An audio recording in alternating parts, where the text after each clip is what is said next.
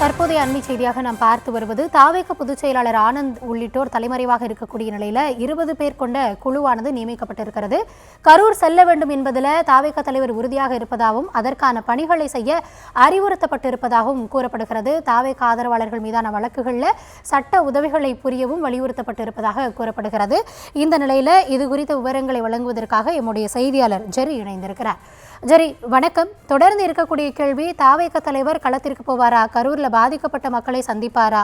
இந்த கேள்விதான் தொடர்ந்து நீடிக்கிறது. இந்த நிலையில அவர் தயாராவதற்கான பணிகள் மேற்கொள்ளப்படுவதாக நமக்கு தகவல்கள் கிடைக்கப்பட்டிருக்கிறது.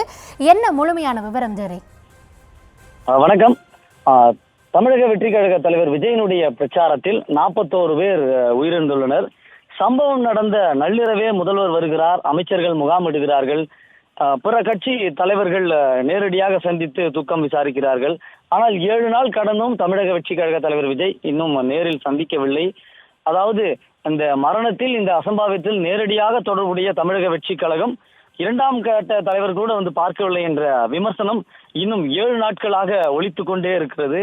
இந்த சூழலில் தான் 2ஆம் கட்ட தலைவர்கள் தலைமறைவாக இருப்பதாக கூறப்படுகிறது. இந்நிலையில் கட்சியினுடைய செயல்பாடுகள் செயலிழந்துவிடக் கூடாது என்பதற்காகவும் அடுத்த கட்ட நடவடிக்கைகளை தொடர வேண்டும் என்பதற்காகவும் 20 பேர் கொண்ட குழு நியமிக்கப்பட்டிருக்கிறது.